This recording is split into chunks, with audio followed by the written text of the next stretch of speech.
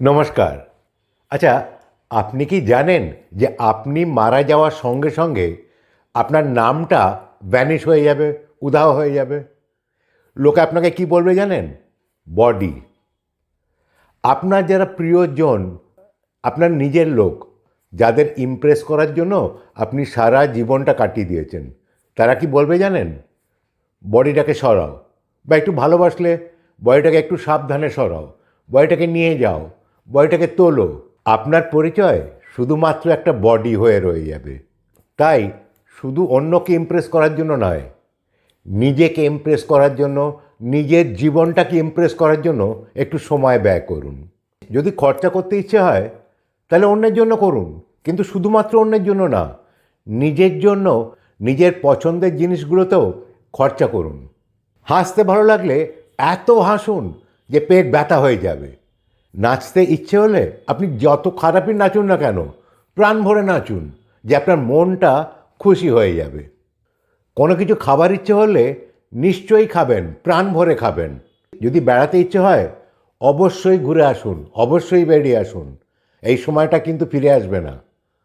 যদি আপনার কোনো প্যাশন বা হবি থাকে এবং সেটাতে একটু সময় কাটাতে ইচ্ছে করে, ডেফিনেটলি করুন, 100 বার করবেন।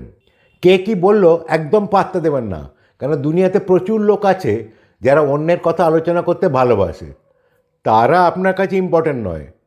আর যে লোকগুলো আপনার কাছে ইম্পর্ট্যান্ট, অর্থাৎ যারা আপনাকে বোঝে বা ভালোবাসে, তারা এ নিয়ে আলোচনা করবে না। তাই নিজের কাজটা করার পরে নিজের জন্য বাঁচতে শুরু করুন, কারণ মরে যাওয়াটা জীবনের সবচেয়ে বড় ক্ষতি নয়। বেঁচে থাকতে থাকতে জীবনটাকে হারিয়ে ফেলাটাই হচ্ছে জীবনের সবচেয়ে বড় ক্ষতি।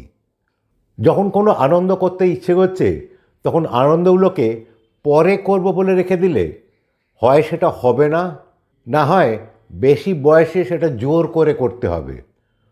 তখন না থাকবে শরীরের সেই এনার্জি, না থাকবে উপভোগ করার মতো মন। তাই শেষে বলি, নিজে খুশি থাকার জন্য সময় বার করুন এবং খুশি থাকতে শুরু করুন। Enjoy life. আমার শুভেচ্ছা রইল। আজ এই পর্যন্তই। পরের আরেকটা ভিডিওতে আবার দেখা হবে। ভালো থাকবেন, সুস্থ থাকবেন। যদি এই ভিডিওটা পছন্দ হয় তাহলে প্লিজ লাইক, সাবস্ক্রাইব এবং অন্যদের সঙ্গে শেয়ার করবেন। ধন্যবাদ।